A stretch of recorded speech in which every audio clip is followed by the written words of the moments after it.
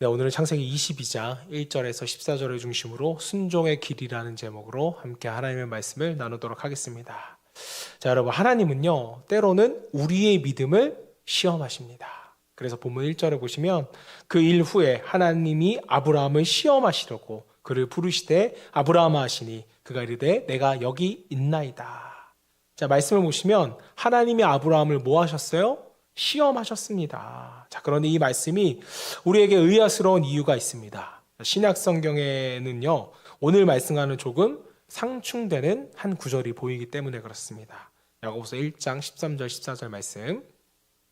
사람이 시험을 받을 때 내가 하나님께 시험을 받는다 하지 말지니 하나님은 악에게 시험을 받지도 아니하시고 친히 아무도 시험하지 아니하시느니라.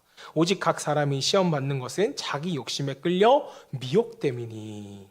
자, 창세기의 말씀과는 다르게 야고보에서는 하나님이 친히 아무도 시험하지 않으신대요. 이렇게 말씀하셨는데 왜 하나님은 아브라함을 불러서 시험하셨던 것일까?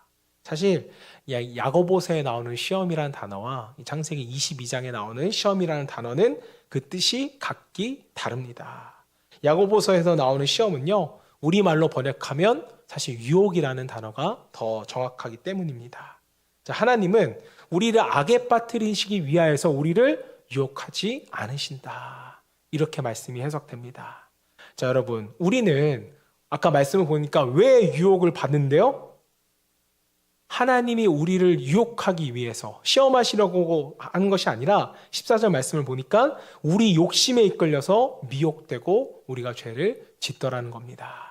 자, 그렇다면 하나님이 하시는 시험은 무슨 시험일까요? 바로 연단입니다.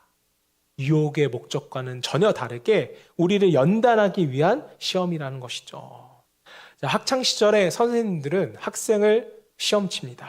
자, 그런데 이것이 학생들을 유혹하고 죄에 빠뜨리기 위해서 시험을 치시는 건가요? 아니죠. 그것은 학생들의 성적을 향상시키기 위하여서 시험을 칩니다. 하나님이 우리를 시험하시는 이유도 마찬가지라는 거죠. 우리의 믿음을 성장시키기 위하여 때로는 하나님께서 우리를 시험을 하십니다. 자, 그리고 모든 시험에는 내용이 다 다르잖아요.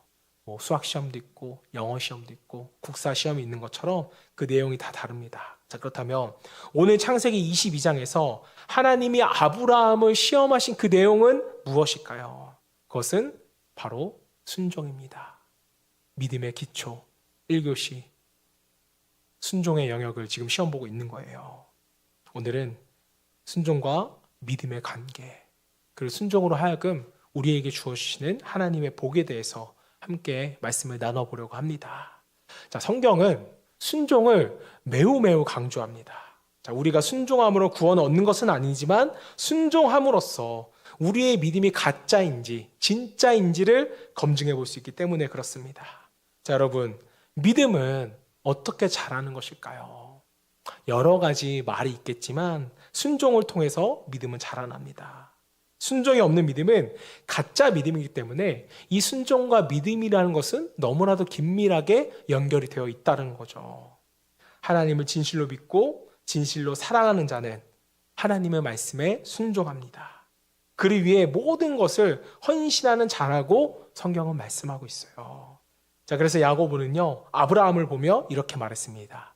야고보서 2장 20절 22절. 아, 허탄한 사람아, 행함이 없는 믿음이 헛것인 줄 알고자 하느냐? 우리 조상 아브라함이 그 아들 이삭을 제단에 바칠 때 행함으로 의롭다 하심을 받은 것이 아니냐? 내가 보거니와 믿음이 그의 행함과 함께 일하고 행함으로 믿음이 온전하게 되었느니라. 우선 이제 믿음과 행함이, 순종이 굉장히 긴밀하게 연결되어 있다는 걸 우리가 보여주고 있고요. 자, 우리가 이 말씀을 볼 때 별로 이게 감흥이 없게 느낄 수도 있지만 100세의 아들 얻은 아브라함에게 이삭을 제단에 바치라는 소리는 정말 하늘이 무너지는 청천벽력과도 같은 소리였을 것입니다. 자, 그러나 그 말씀을 들은 아브라함은 다음날 일찍 일어나 나무를 준비하고 이삭과 두 종을 데리고 하나님이 지시하신 모리아 땅으로 향하게 됩니다. 이 길은 사흘이나 걸리는 아주 먼 여정이었어요. 그 사흘 길을 걸어가는 동안 아브라함의 마음이 얼마나 괴로웠을지를 한번 여러분 생각해 보세요. 아까 도원이가 밥을 먹는데 아파하는데 얼마나 지연 지사님이 그 마음에 아파하던지 신경 쓰시던지. 근데 아버지는 모르겠어요. 아파했는지 안 했는지는 모르겠는데. 근데 한번 생각을 해보십시오. 하나님의 말씀에 순종하자. 이렇게 마음을 먹더라도 앞에서 걸어가는 이삭의 뒷모습을 봤을 때 그 아버지의 마음이 어땠을까요?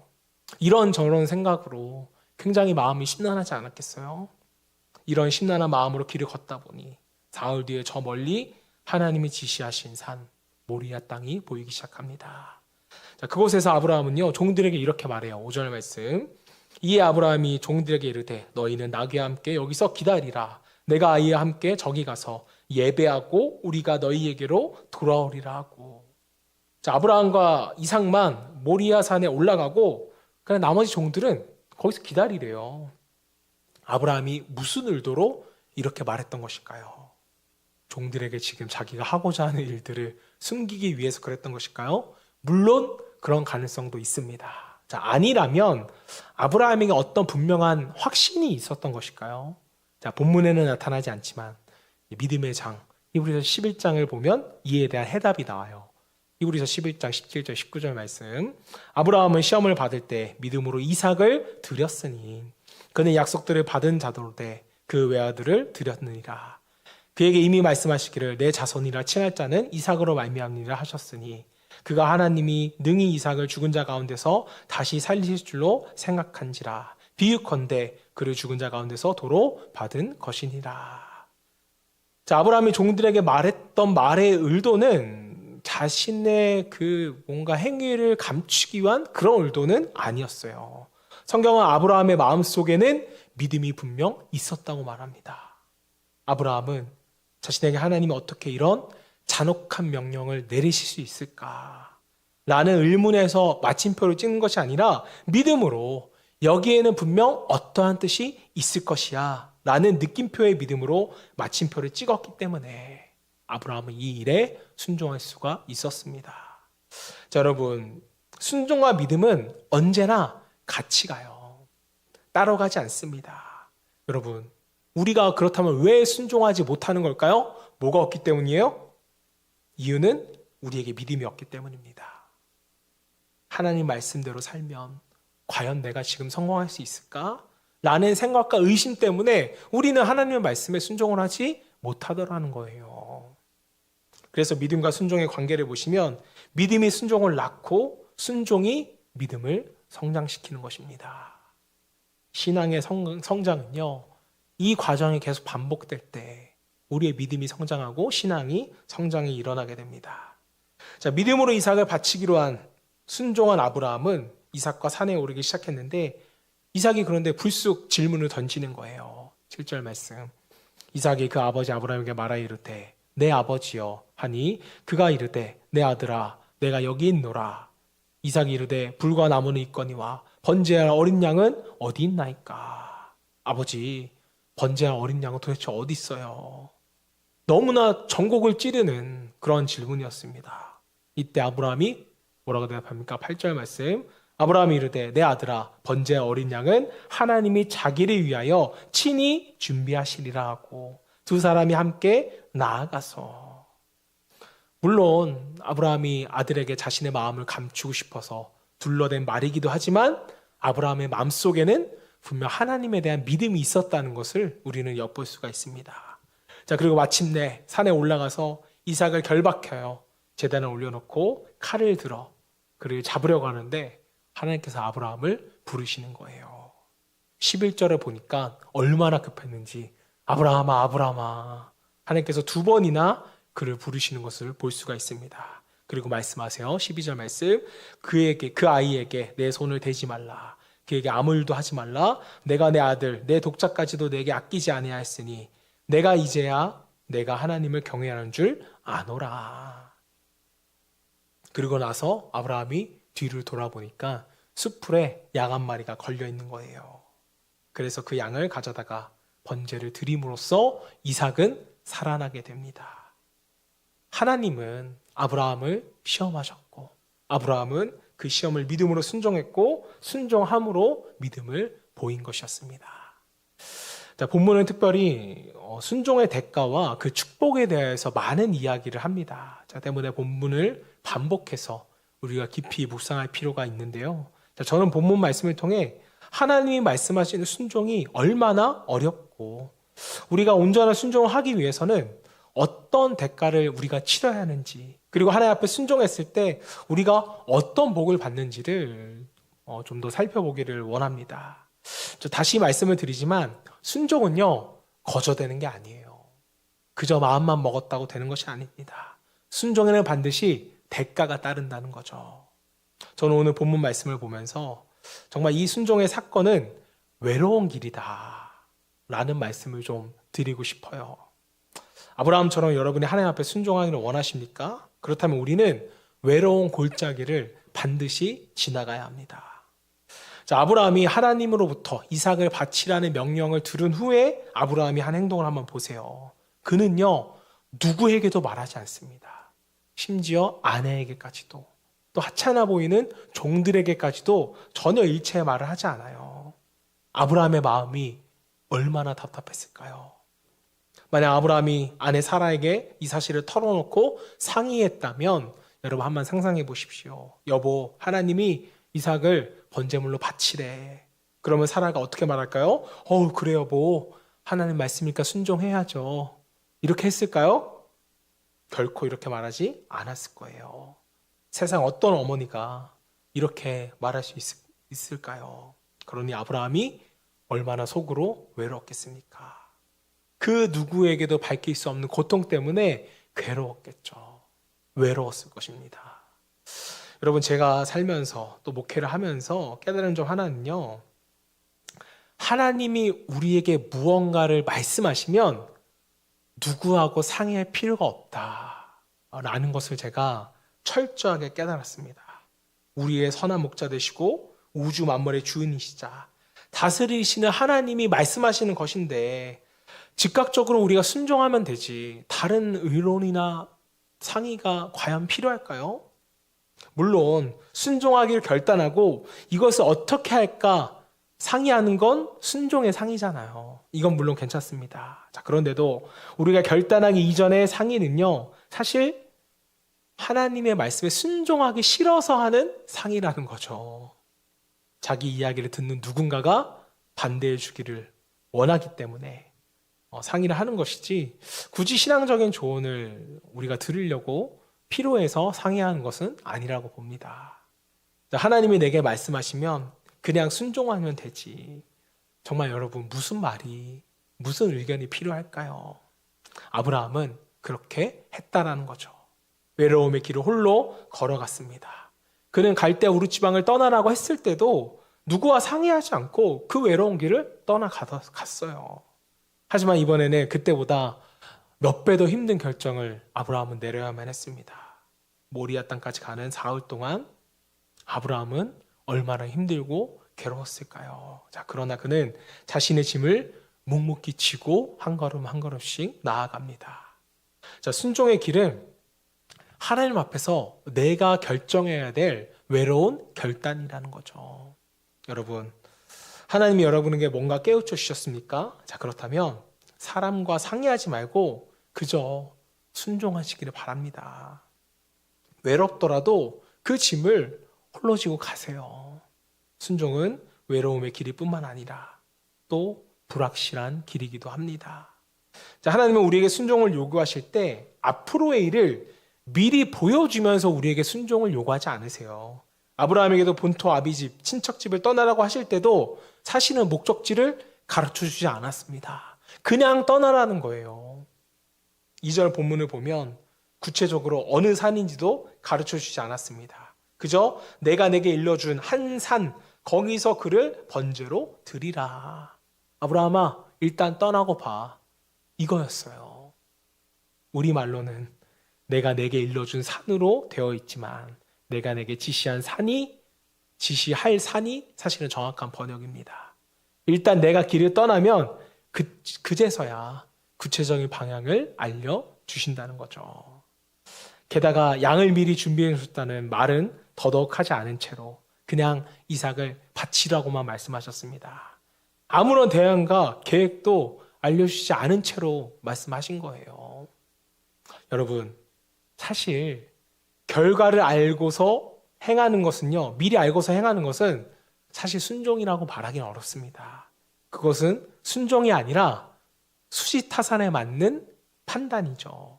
자, 그러면 왜 하나님은 불확실한 상황 가운데서도 아브라함에게 순종을 요구하신 것일까? 왜 그러냐면 모든 상황이 불확실할 때 비로소 하나님만이 확실하다는 것을 우리가 느끼기 때문이에요. 다시 한번 말씀드릴게요. 모든 것이 불확실할 때 하나님만이 확실하다는 것을 우리가 깨닫기 때문입니다. 즉, 환경을 보지 말고 하나님 한 분만 바라보고 하나님은 그저 순종하라는 것이죠. 결과를 계산하지 않고 하나님만 보고 행하는 것. 그것이 바로 진정한 믿음이고 하나님이 원하시는 순종이더라는 겁니다. 자, 그러므로 순종은 오직 믿음으로만 갈 수 있는 길이에요. 아무나 갈 수 있는 길이 아닙니다. 자, 100세에 얻은 아들을 바치라는 명령에 아브라함이 어떻게 순종할 수 있었을까요? 결단 가지고 됐을까요? 무슨 소리예요? 인간의 결단이 얼마나 연약한데요.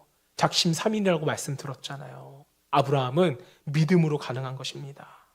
두 종들에게 우리가 예배하고 돌아올 것이다 라고 담담하게 얘기했고, 번제할 양은 어디 있습니까? 라는 이삭의 질문에는 하나님이 친히 예배할 것이다 라고 대답한 아브라함처럼 하나님에 대한 절대적인 신뢰, 그분의 선하심을 절대적으로 믿는 자만이 여러분 아브라함과 같이 온전한 순종을 할 수 있는 것입니다. 자, 그리고 우리가 순종의 길을 간다고 해서 결코 평안하기만 한 것은 아니에요. 근심이 있죠. 괴로움이 있죠. 미래에 대한 불확실성 때문에 우리에게 정말 엄청난 불안감이 몰려올 수도 있습니다. 자, 하지만 우리가 이러한 고통의 과정을 건너서야 비로소 순종의 열매를 맛볼 수 있는 거예요. 순종은 외롭고 불확실할 뿐만 아니라 너무나도 고통스럽습니다. 아브라함이 느꼈을 마음을 한번 고통을 한번 생각해 보세요. 상상해 보시기 바랍니다. 얼마나 두렵고 외로웠을까요? 이삭은요, 아브라함의 꿈이었습니다. 비전이자 아브라함의 존재의 이유였어요. 이삭은 무려 100세에 낳은 아들, 그토록 오래 기다려서 낳은 아들, 그 모든 것을 주고서라도 바꿀 수 없는 귀한 아들이었습니다. 여러분, 누가 100억 준다고 하면 자식 바꿀 수 있으세요? 눈빛이 좀 흔들리시는 것 같은데. 그런데 지금 하나님은 그 아들을 바치라고 하셨어요. 아마 다른 것을 바치라고 했으면요, 억만금이라도 기꺼이 바쳤을 겁니다. 자, 그러나 아들 이삭은 그럴 수 없는 존재였습니다. 여러분 잘 들으세요. 순종이 어려운 이유는 바로 여기 있습니다. 하나님은 언제나 우리에게 귀한 것을 바치라고 하세요. 하찮은 것을 바치라고 명령하지 않으십니다. 예를 들어볼게요. 내 이웃에게 10,000원을 주어라. 이 말씀 순종할 수 있어요? 없어요? 이것도 어려우세요? 순종할 수 있잖아요. 왜요? 10,000원은 그닥 소중하지가 않거든요. 그런데 여러분, 만약 내 이웃에게 1억을 주어라. 순종할 수 있어요? 고민이 되시나요? 뭘 고민해요? 당연히 안 되죠. 왜요? 1억은 소중하잖아요. 1억이라는 우리의 피땀과 눈물과 여러 가지 애씀이 그 1억 안에 다 포함되어 있지 않습니까? 자, 순종이 즐겁다고 말씀하시는 분들이 계시다면 저는 엄청난 믿음의 소유자거나 아마 나에게 별로 소중한 것이 아니기 때문에 그것이 즐겁다라고 말할 수 있었을 것입니다. 자, 때문에 순종은 고통의 길이자 하나님에 대한 온전한 헌신이 없으면 갈 수 없는 길이라는 거예요. 본문의 사건은 우리가 하나님 앞에서 순종의 삶을 살기 위해서는 때로운 외로움의 골짜기, 고통의 계곡을 너희가 건너야만 한다고 우리에게 말씀하고 있는 것입니다. 당신이 정말 순종의 삶을 살고자 한다면 이런 어려움이 분명 여러분들에게 닥쳐올 거예요. 신앙생활은 결코 쉬운 것이 아닙니다. 하지만 여러분, 순종에는요, 고통이 따르는 것만 아니라는 걸 기억하세요. 순종에는 하나님의 놀라운 복이 우리에게 따라온다고 오늘 본문에서 말씀합니다. 자, 그렇다면 순종을 통해 우리가 얻을 수 있는 복은 무엇일까? 짧게 세 가지만 말씀드리고 마치도록 하겠습니다. 자, 첫 번째는요. 순종은 하나님과의 깊은 만남을 갖게 한다는 거예요. 이게 가장 복의 좋은 점이 아닐까 저는 생각을 해봅니다. 자, 아브라함은 외로움과 불안과 고통의 골짜기를 지나 사흘 만에 모리아산에 드디어 도착하게 됩니다. 자, 모리아산에 도착한 아브라함은 이제 하나님의 음성을 듣게 되는 거예요. 그곳까지 외로이 혼자 왔지만 하나님이 지시한 곳으로 가니 하나님이 먼저 오셔서 아브라함을 기다리고 계셨습니다. 자, 여러분, 하나님은 끝까지 홀로 저와 여러분들을 내버려 두는 분은 아니십니다. 여러분, 하나님은 모리아산에 먼저 오셔서 고통 가운데서 그것까지 오고 있는 아브라함을 지켜보고 계셨다는 거죠. 여러분, 우리가 왜 하나님을 깊이 있게 만나지 못하는 줄 아십니까? 신앙생활을 오래 하고서도 우리의 삶에 하나님과의 깊은 만남의 체험이 없는 이유는 우리의 삶의 모리아로 대표되는 온전한 순종이 없기 때문이에요. 하나님이 원하시는 곳까지 우리가 가지 않았기 때문입니다. 즉, 순종하지 않아서예요. 아브라함은 모리아산에서 비로소 하나님을 더 가까이 체험하고 만나게 됩니다. 다시 말씀을 드리면 자신의 모든 것을 희생하고서 외롭고 불안하고 고통스러운 길을 걸어본 적이 없는 사람은 결코 하나님을 체험하지 못한다는 것이죠. 그저 멀찍이 떨어져서 뒤따라가는 신앙, 하나님의 음성을 들어본 적도 없고 하나님을 체험하지 못해서 그의 인생에 기쁨도 없고 삶의 변화도 없는, 그래서 영향력 또한 전혀 없는 그런 신앙생활이 혹시 우리의 신앙생활은 아닌가? 저 여러분 모두가 점검해 볼 수 있기를 바랍니다. 삶의 영향력은요, 아무나 끼칠 수 있는 게 아니에요. 하나님을 깊이 만나는 것은 아무 데서나 이루어지는 것도 아닙니다. 하나님을 만나기 원하신다면, 자, 그렇다면 모리아산으로, 여러분의 모리아산으로 올라가시기를 바랍니다. 내게 가장 소중한 것, 이것이 아니면 안 된다 싶은 것을 여러분의 손에서 놓아야 우리는 하나님을 만날 수 있습니다. 저 여러분 모두가 소중한 것을 내려놓을 때 우리에게 찾아와 말씀하시는 하나님을 만날 수 있기를 주님을 축복합니다. 자, 순종을 통해 우리가 얻을 수 있는 복, 그것은 무엇일까? 자, 두 번째는요, 순종은 우리를 위해 예비해 놓으신 것을 보게 합니다. 자, 여러분, 우리가 순종할 때 하나님이 예비해 놓으신 것을 우리는 보게 돼요. 아브라함이 모리아산에 올라가 이삭을 제물로 드리려고 칼을 들었을 때 갑작스럽게 하나님의 음성을 듣고 뒤를 돌아보니 하나님이 예비하신 양이 있었습니다. 아브라함이 그 양을 보고 여러분 얼마나 놀랐을까요? 여러분 한번 상상해 보세요. 올라갈 때 못 봤는데, 뒤에 있는 거 못 봤는데 갑자기 뒤를 돌아보니까 양이 있는 거예요. 놀라워요? 안 놀라워요? 놀랍죠. 저는 하나님은 이렇게 우리에게 놀랍게 일하시는 분이라고 믿습니다. 우리의 생각과 우리의 상식과 우리의 능력을 넘어서는 분이시잖아요. 예기치 않았던 선물과 깜짝 축하 파티가 우리를 기쁘게 하듯이 아브라함이 그 양을 봤을 때 얼마나 기뻤을까요? 안도의 기쁨, 슬픔의 기쁨의 눈물, 이런 게 다 있지 않았을까요? 그리고 하나님의 숨은 의도를 우리가 파악할 수 있지 않았습니까? 그렇구나. 이삭에게 손도 못 대게 하신 것이 하나님의 뜻이었구나. 하나님이 이미 이삭 대신에 양을 준비해 놓으셨구나. 하나님의 이 모든 것이 작정이셨구나. 그래서 아브라함은 이것을 깨닫고 그곳의 이름을 뭐라고 말해요? 14절 말씀 보겠습니다. 아브라함이 그 땅 이름을 여호와 이레라 하였으므로 오늘날까지 사람들이 이르기를 여호와의 산에서 준비되리라 하더라. 여호와 이레, 직역하면 하나님이 다 보고 계신다, 또는 하나님이 다 예비하신다. 사실은 같은 뜻이죠. 하나님이 다 보고 계시니까 예비하는 거니까. 자, 아브라함은 순종함으로써 자신에게 가장 좋은 것을 예비해 놓으신 하나님의 선물을 발견하게 되는 거예요. 순종이 없었다면 이 하나님의 예비하신 선물을 볼 수 있었을까요? 없었겠죠. 아브라함이 순종하는 순간 두려움의 장소였던 모리아는 구원의 장소, 소망의 장소로 바뀌게 됩니다. 하나님은 이렇게 우리를 위해서 늘 놀라운 것을 준비해 놓으세요.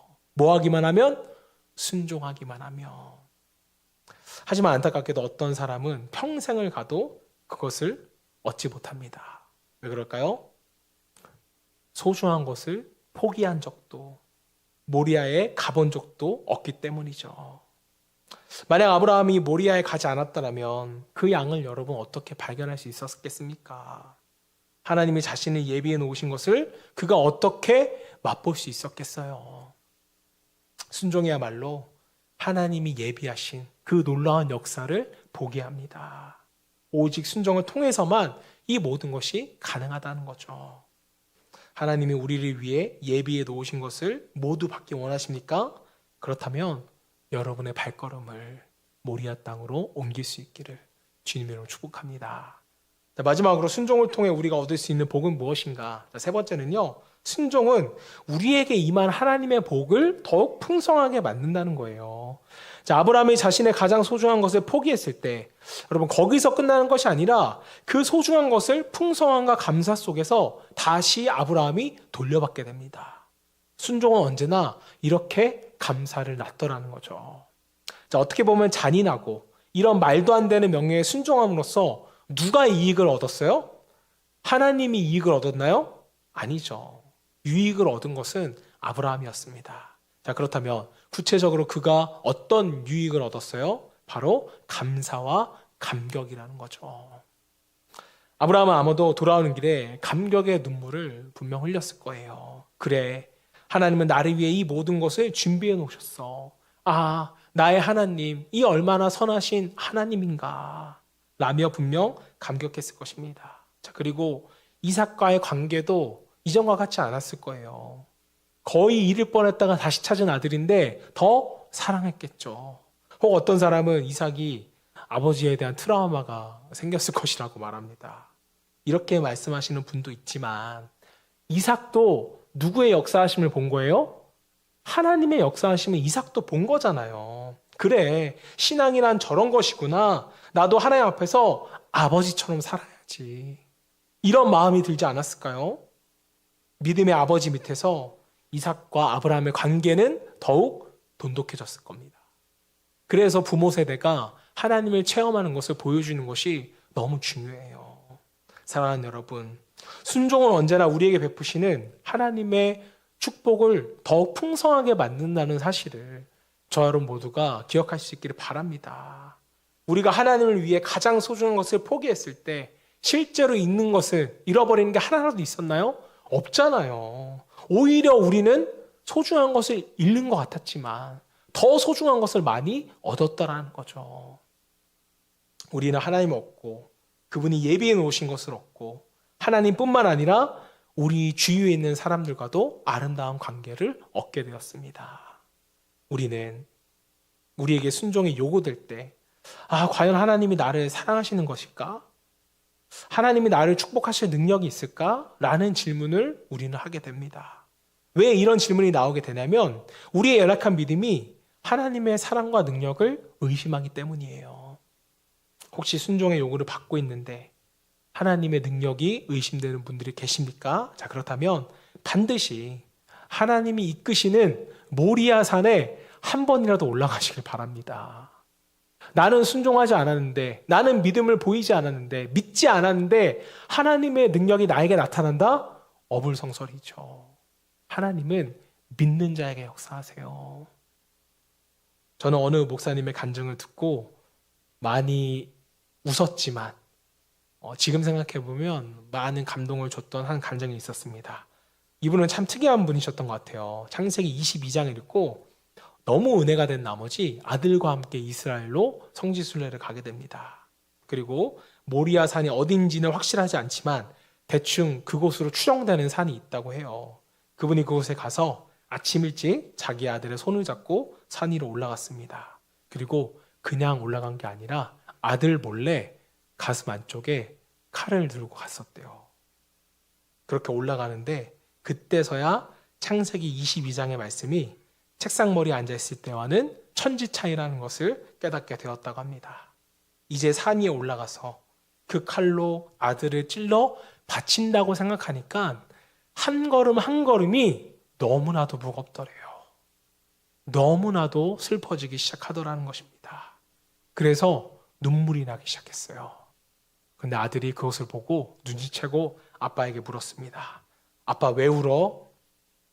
그 목사님은 그냥 그런 일이 있어. 이렇게 얼버무렸다고 해요.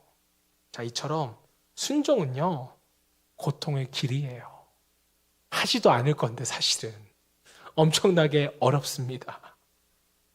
지금 견디기 힘든 고통 속에서 혹시나 하나님이 나에게 너무 무리한 것을 요구하셨다, 이렇게 생각하는 분들이 계시나요?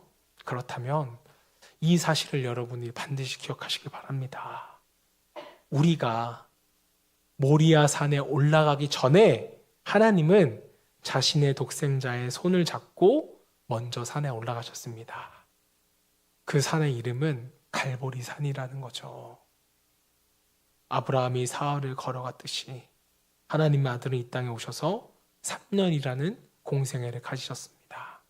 그리고 3년이 지난 어느 날 아버지는 그 아들을 갈보리 산으로 데리고 가셔서 십자가에 못 박으셨어요. 아브라함은 칼을 드는 순간 하나님이 멈추셨지만 하나님이 독생자 예수 그리스도를 못 박을 땐 아무도 말릴 수가 없었습니다. 멈출 수가 없었어요.